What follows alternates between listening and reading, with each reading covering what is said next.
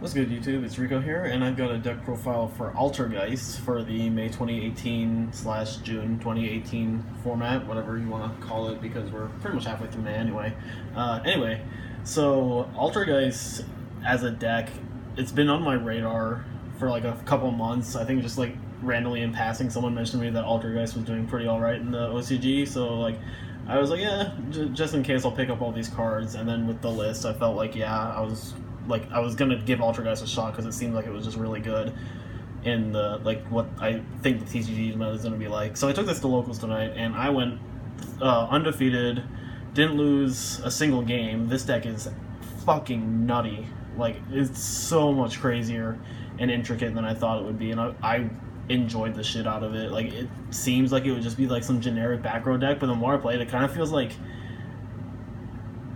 it's not exactly the same as, but it has a similar style, I feel, to Monarch, where like there's a lot of interaction on your opponent's turn, and there's just like a lot of like small intricate things, and it's really easy to just like maintain control of the game. And like, it doesn't matter how far behind I am in life, like if I can just maintain control of the game, I can usually win. Like, I played against a Trickstar player, and he got me down to like 800 life points with like nothing on board, and I just got like one thing, I just went off and I won.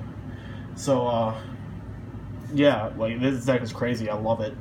And like, I haven't played a control deck in a while, like unless you count like Zephyra, which is like kind of like half aggro, half control. But the last time I think I played like a serious control deck was probably Hat, or I guess no, I played Zoo at Nats. So, but anyway, I digress.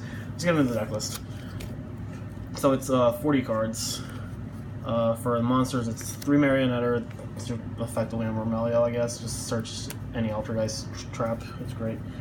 3 Maliseek, just spot removal and floating and Link Revo and stuff. 3 Multi-Faker. The absolute reason this deck is as insane as it is. This card's fucking crazy. Just like triggering off of any trap and just like grabbing whatever you need from the deck and constantly bouncing this, and it's, I don't even know how to describe this card. It's just incredible. 2 Silkwitous. I think 2 is fine. It's like, it's the one Altergeist that really can't do a lot on its own. Like, I guess Multi-Faker needs a trap, but half the deck is trapped, so that doesn't really count. But like, Silkwitous needs another card really to do well, so you don't really want to hard draw it all that much. And it's hard once per turn, so you don't really want to see it in multiples. So I think this is definitely fine as a 2-of. I don't think 3-of is the worst thing, but I just don't think it's necessary. I never really needed 3. Yeah. 1 Conquery. As a 1-of, this card was great. Just like being able to just like chump block and stop my opponent from like killing me, and then like negating one of the things, and then just the survivability this card brings is fantastic. This was a really good 1-of. And then last monster was 3 Ash. I think Ash is definitely a main deck staple moving forward. Like, I think last format it wasn't necessarily a main deck staple, just because like Pendulum Magician didn't really care about it. Although, like, as the format was ending, I was seeing like Ash was becoming a main deck like staple just because like FTK was picking up in pace. But like with Pendulum Magician getting weakened, and I feel like the way I've been testing around with Pendulum Magician still, and I feel like in its current state it is noticeably weaker to Ash. So I feel like Ash is just overall really good now. As if that wasn't obvious, Ash is honestly just one of the best cards in the game, but it just, like, last format it was just weak because the best deck didn't really care about it. But now, like, moving forward, Ash is definitely like a 3-of, no matter what. Like, every deck should be 37 cards plus 3 Ash. Yeah, so that's all the monsters. It's 16, I believe. It's 12 Altergeists. Yeah, it's 12 Altergeists and 3 Ash, so 15 monsters actually. And then for spells, I play there's 6 spells. It's 3 Desires and 3 Duality. These are really useful because you have to get to like either like you have to get to Altergeist plays essentially, and these help you get there. Duality is really good. It only really conflicts with Meluseek, because if you have Duality and Multi-Faker, you just save the Multi-Faker for next turn. And a lot of times you're just special summoning on your opponent's turn anyway. But being able to search being able to like sculpt 3 off the top of your deck to grab whatever you need is useful. Desires is great just because it's a +1. there was like I was kind of concerned about like banishing shit because since this is a heavy control deck, I don't want to like lose a lot of resources. And I only saw Desires once tonight, but the one time I did, it was great. I didn't really lose a lot. That was like super important. So I think Desires is great. And then like I see so many varying ratios on Desires and Duality. Even in like OCG lists, I see like 3-3, 2-2, 2-1. 1-1, 1 or 2-1, 1. Sometimes I see 3 dualities and no desires. Sometimes I see 3 desires and no dualities. But I think 3-3 is like a really nice ratio just because it gets you to what you need. And they weren't problematic. And then for traps, there's 19 because this is a trap deck. 3 personal spoofing. This is the best trap in the deck. I don't care what anybody says. There was like some video of like a deck profile of a guy who got first place with Altergeist at a regional, and he played 2 spoofing, and he said he didn't think it was that good. And I have to think like, what drugs was he on? Because I want some of that. This card is so fucking dumb, and like if I had this card up and it wasn't dealt with, I was in control of that game because it's like I take any Altergeist. And I can just turn it into Multi-Faker and go off, or I can just like turn it into whatever the hell I need at that moment. This card was fucking amazing. It lets you dodge shit. It lets you grab whatever you need. Like and like the only thing that makes this not broken is that you can't search it. But it's so incredible. I don't know why anybody would not play 3 of it. 3 protocol. I definitely think 3 is good, even though you don't want to see it in multiples. You want to see it as soon as possible because this like protects you from all negation, protects you from all hand traps. It is negation in and of itself. This card is crazy good. I dodged like a bunch of hand traps and just general negation because of this card. So 2 manifestation. I do think 2 was fine. I wouldn't want to play 3 because the only time you want to see this on the first turn is if you have Melisseek, and otherwise it's dead. And it's easy to search, like, so, yeah, I think 2 of this was definitely good. 3 Anti-Spell and Imperial Order. So I saw a post on Pojo where some guy was like, now that Pendulum Magician's been hit down, we don't need to main 3 Anti-Spell, we don't need 2. And I was like, there is a deck coming out called Sky Striker Ace, and they play, like, 80% spell cards. And, like, even in general, like, outside of, like, the Mirror and Paleo, Anti-Spell and Imperial Order are just good cards. Because if you open this and you set one, your opponent's just in a really shitty spot if they don't have the answer, regardless of like whether or not they're playing Pendulum. Like it's good against Invoked. Like I held off my friend who was playing Invoked for like a million turns just because I played Anti-Spell, and like he just didn't have the out, and it just took him forever to even get to Invocation, and then I just blew it up with Melisseek. So, and like.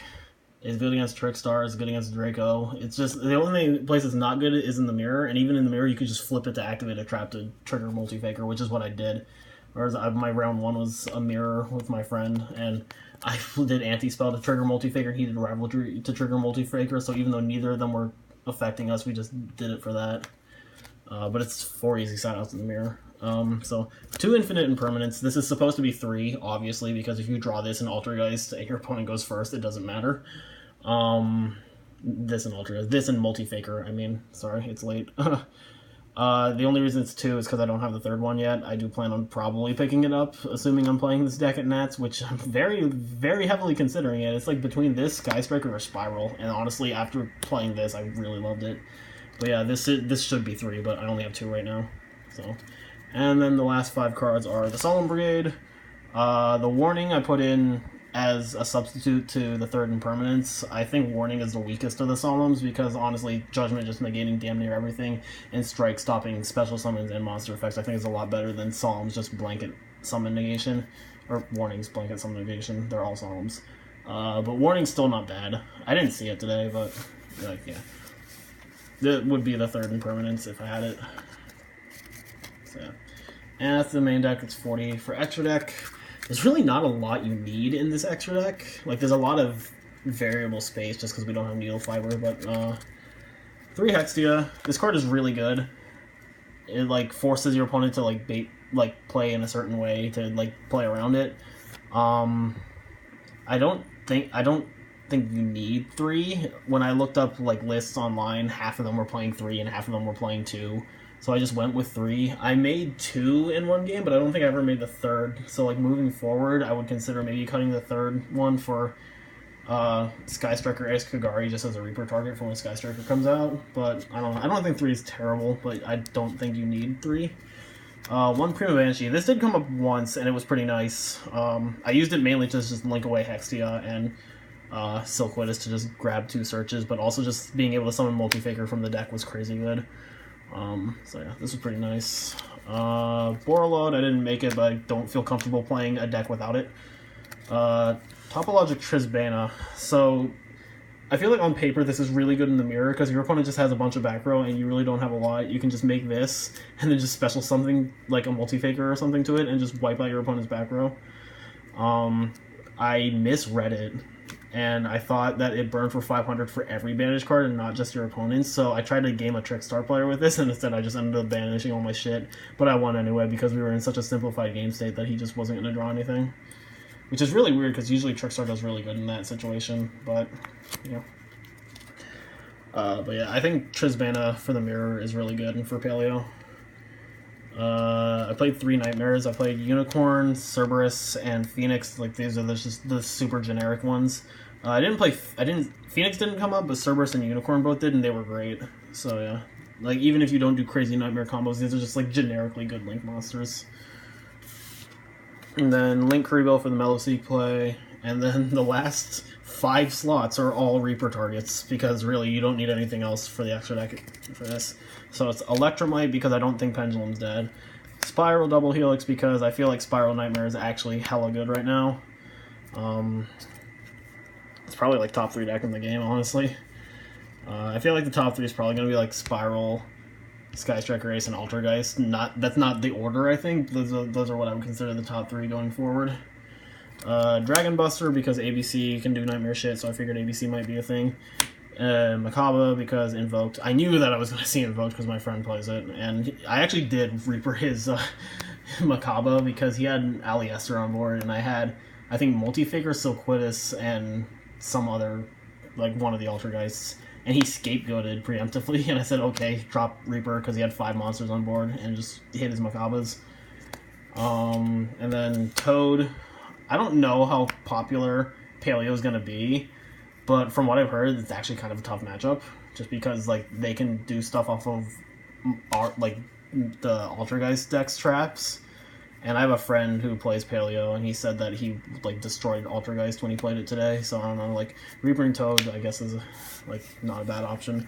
And, like, really, there really isn't anything else you need to play. So I feel like the deck can very much get away with playing these many Reaper targets. Like, honestly, if I had more room, I'd probably play Dante. Just for Rogad's Burning Abyss matchups, but I don't think Burning Abyss is going to be a problem, so. That's the extra deck. Side deck, I kind of threw this together, but I kind of had in mind what I wanted to do. So 3 Ghost Ogre. I might honestly cut this to 2. I just feel like moving forward, it doesn't really hit a lot of decks. Like, Sky Striker doesn't really care about it. Altergeist doesn't really care about it. Like, I've had people hit my Multi-Fakers, and I was like, okay, it doesn't do anything. Or, like, they hit my Marionette, I was like, I still get Protocol or Manifestation. You can hit it Personal Spoofing and Protocol with it if they're already up, but it's not that great, and at that point you might as well just play generic background removal. It's still good against Spiral, it's good against Nightmares in general, it's good against Pendulums, but I don't think it's enough to warrant playing 3 of it. I also don't think it's that good against Draco, just because, like, because I'm on all Watto as a card, and I'd much rather, instead of hitting their diagrams or whatever, I would rather hit their Desires and their Card of Demise. So, like, I think Ash is infinitely better against Draco. But so this might go down to 2, just for, there's another thing I want to play in the side, but I didn't because I didn't have it on me. 3 Reaper, just because I play a million Reaper targets. 3 Evenly Matched for the Mirror, for Draco, for most things. Anything that commits a lot to the board, honestly. 2 Heavy Storm Duster. This is back row hate, and it's the best back row hate for this deck because it is a trap that hits 2. You could also play Typhoon. My friend who was playing Altergeist also played Typhoon, and it was not bad, but I think Heavy Storm Duster is more rewarding because it just pops 2. Two rivalries. I didn't want to main this because it doesn't do anything in the mirror. It doesn't do anything against Trickstar. It doesn't do anything against Draco. But it does do stuff against Spiral. It kind of does stuff against Pendulum. Especially, like, it does a hell of a lot against Zephyr. It does pretty well against Magician. And it will probably do well, like, decently enough against Sky Striker Ace, but they can also just search Afterburner to pop it, so I don't know. And I don't know why I didn't play 3, because I feel like it would be in the matchups where it's good, it's really good. I don't know, I just played 2 because of space. And the last 2 things, but this was filler, it was just Unending Nightmare. I needed something, and I figured Unending Nightmare could work in the mirror and Draco and Pendulum in general. So I just played this, but what I wanted to do was, instead of this and the 3rd Ogre, I was going to play 3 Wiretap, because I feel like that's going to be really fucking good in the mirror. Because if you go first and you play Wiretap, you can stop all of their traps, and you can also, it also keeps you safe from evenly matched, which I think is just brutal against this deck. So I feel like Wiretapping would be really good moving forward. And I didn't want to play Red Reboot, because this deck doesn't OTK, and I feel like Red Reboot, if you're resetting the trap they activate and giving them another one, you'd best be killing them. Because, like, you don't actually lose any advantage if you get hit by Red Reboot, so it's pretty much they have to kill you. And Altergeist just does not kill because, or does not OTK because it's a control deck. So, yeah. So yeah, that's the deck. Overall, it was great. I loved this. I did not think I was going to like this as much as I did. Like, I picked up the pieces and I'm like, oh, I don't know if I'll play this. I'm not usually a control stunny player because, like, I'm generally aggro. But, like, this is a lot more intricate and interactive than I thought it would be, and holy shit, I had a lot of fun with it. So I'll definitely be considering playing it a lot more moving forward. It's really between, like I said, this, Sky Striker, and Spiral are what I would consider. I do still have Magician that I'm messing around with, but I don't know if I would play it moving forward. Especially because I feel like it will struggle against this. But yeah, anyway, that's all for this deck profile. Thanks for watching, I'll see you next time.